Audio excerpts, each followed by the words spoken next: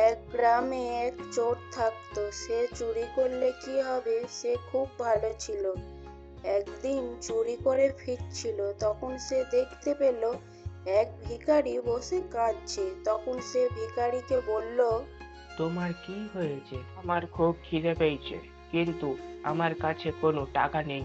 তখন চোরটা তাকে টাকা দিল আর বলল, কিছু খেয়ে নেবে।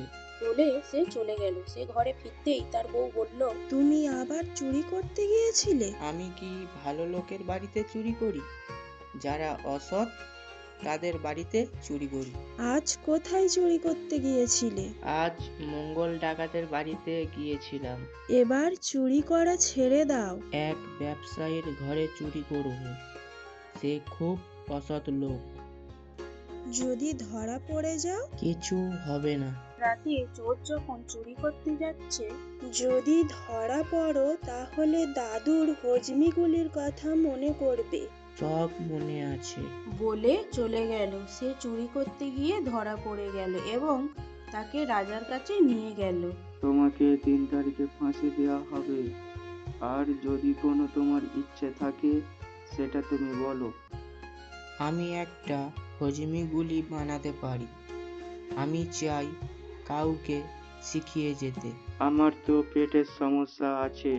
যদি এতে ভালো হয়ে যায় তাহলে ঠিক আছে, না হলে 100 গা চাবুক অথবা ফাঁসি হবে। ঠিক আছে, আমার কিছু দরকার লাগবে, সেগুলো দিতে হবে। ঠিক আছে। আমার মাটি লাগবে।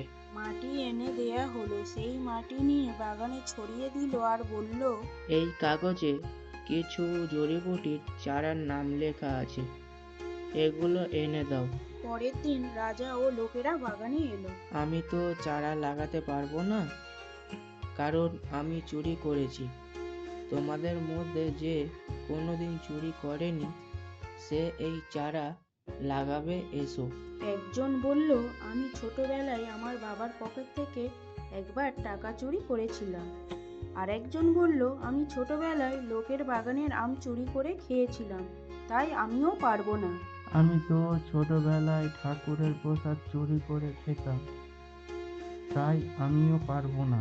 তাহলে এখানে সবাই চুরি করেছি, তাহলে আমি একা শাস্তি পাবো কেন? তুমি তো খুব চালাক ও বুদ্ধিমান। আজ থেকে তুমি আমার মন্ত্রী।